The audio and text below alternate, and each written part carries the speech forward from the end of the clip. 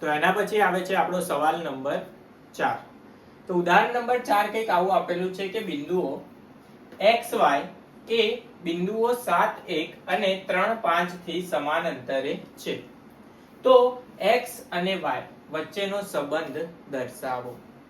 અહીંયા જે માહિતી આપેલી છે એ કંઈક આ પ્રકારે આપેલી છે. બે બિંદુઓ આપેલા છે, એટલે એક બિંદુ આપણે લઈ લઈએ એ બિંદુ જેના યામ આપેલા છે 7 અને 1, અને બીજું બિંદુ આપણને આપેલું છે બી બિંદુ, જેને લઈ લઈએ જેના યામ આપેલા છે 3 અને 5. આ બંને બિંદુઓ જે છે તેને જોડતી એક આપણે રેખા બનાવીએ. હવે A અને B બિંદુની વચ્ચે કોઈ એક બિંદુ આપણે લઈ લઈએ P, જેના યામ આપેલા છે x અને y. જે P બિંદુ A થી P અને P થી B વચ્ચેનું અંતર કેવું દર્શાવે છે? સમાન દર્શાવે છે. હવે જો A થી P નું અંતર અને P થી B નું અંતર જો સમાન હોય તો આપણે શું લખી શકીએ? AP બરાબર શું લખી શકીએ? PB લખી શકીએ. AP શું હોય? તો A થી P નું અંતર, અને PB શું હોય? તો P થી B નું અંતર. બંને અંતર કેવા છે? સમાન છે. હવે જો બંને અંતર કેવા હોય? સમાન હોય તો આપણે અંતર સૂત્ર લાગુ પાડી શકીએ. અંતર સૂત્રમાં શું આવે છે? અંડર રૂટ આવે છે. તો અંડર રૂટ જો આપણે ડાયરેક્ટ હટાવી દેવો હોય તો બંને બાજુ શું લઈ લઈએ? આપણે સ્ક્વેર લઈ લઈએ. તો બંને બાજુ જો સ્ક્વેર લઈએ તો આપણે લખી શકીએ AP સ્ક્વેર બરાબર શું થશે? PB square. હવે આપણને ખબર છે આપણે જ્યારે અંતર સૂત્ર લગાવવું હોય ત્યારે શું ખબર હોવી જોઈએ? તો કે x1 y1 કયા છે ને x2 y2 કયા છે ખબર હોવી જોઈએ. તો અહીંયા આ શું થઈ જશે? તમારું x1 y1 અને આ તમારા થઈ જશે x2 y2 AP માટે. અને તે જ રીતે PB માટે આ થઈ જશે x1 y1 અને આ થઈ જશે x2 y2. હવે અહીંયા આપણે AP અંતર સૂત્ર લાગુ પાડી દઈએ બંને બાજુ. AP માટે આપણે લખી શકીએ x2 x1 નો વર્ગ. x2 એની કિંમત કેટલી હતી?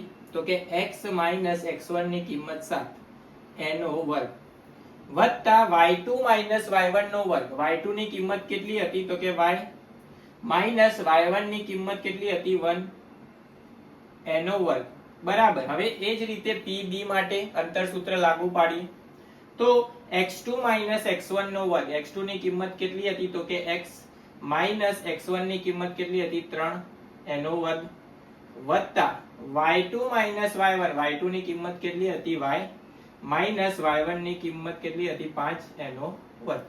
હવે અહીંયા સાદુરૂપ જ્યારે આપણે આપીશું ત્યારે a b નો વર્ગ શું થાય? a square 2ab b square. a b નો વર્ગ શું થાય? a square 2ab b square. એ સૂત્ર અહીંયા લાગુ પડશે. તો બધા માટે આપણે એ સૂત્ર જો લાગુ પાડીએ તો x 7 નો વર્ગ શું થાય?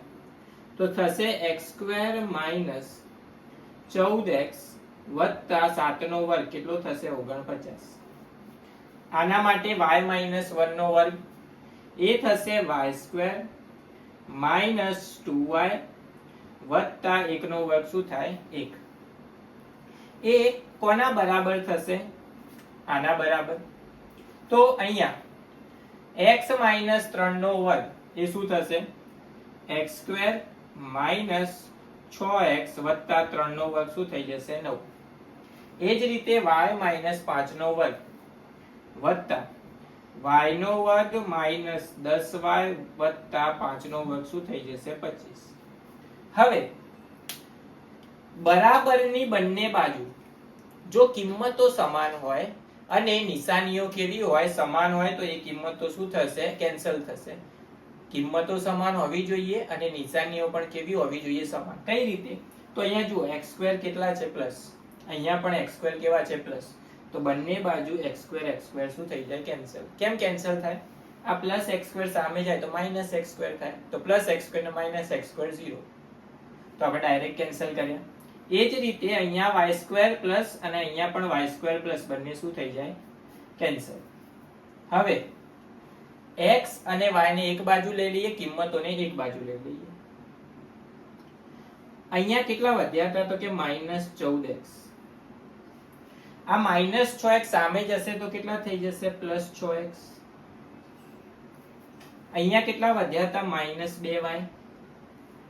આ -10y સામે જશે તો +10y બરાબર 25 + 9 કેટલા થઈ જશે? 34. 49 ને 50 આ બાજુ પ્લસ સામે જશે તો -50. સાદુરૂપ આપી દઈએ. 14x માંથી 6x બાદ થશે તો વધશે -8x. 10y માંથી 2y બાદ થશે તો વધશે +8y બરાબર 50 માંથી 34 જાય તો વધશે કેટલા? 16. નિશાની કઈ આવશે? માઇનસની. હવે જુઓ આ બંને બાજુમાંથી આપણે 8 કોમન લઈ શકીએ, તો 8 લઈ લઈએ આપણે 12. તો અંદર શું વધ્યું? -x + y બરાબર -16. 8 આ સાઈડ ગુણાકારમાં સામે જશે તો ભાગાકારમાં, તો આને આ રીતે લખી શકાય -x + y બરાબર -16 ભાગ્યા 8. 8 દુ 16. તો આપણો જે જવાબ હતો એ મળી ગયો -x + y બરાબર -2. આ થઈ ગયો x અને y વચ્ચેનો સંબંધ જે આપણને શોધવાનો કીધો હતો. આને તમે આ રીતે પણ લખી શકો કે y ને પહેલા લખી દો અને x ને પછી લખો તો પણ ચાલશે. કાં તો એવું પણ કરી શકો કે બંને બાજુ માઈનસ થી ગુણી દો, તો બંને બાજુ માઈનસ થી ગુણશો તો આ -x શું થઈ જશે? +x. અહીંયા પ્લસ ની જગ્યાએ શું આવી જશે? -y બરાબર આ -2 ના શું થઈ જશે? +2. તો આ ત્રણેયમાંથી તમે કોઈ પણ જવાબ ત્યાં લખી શકો થોડુંક સાદુરૂપ આપીને.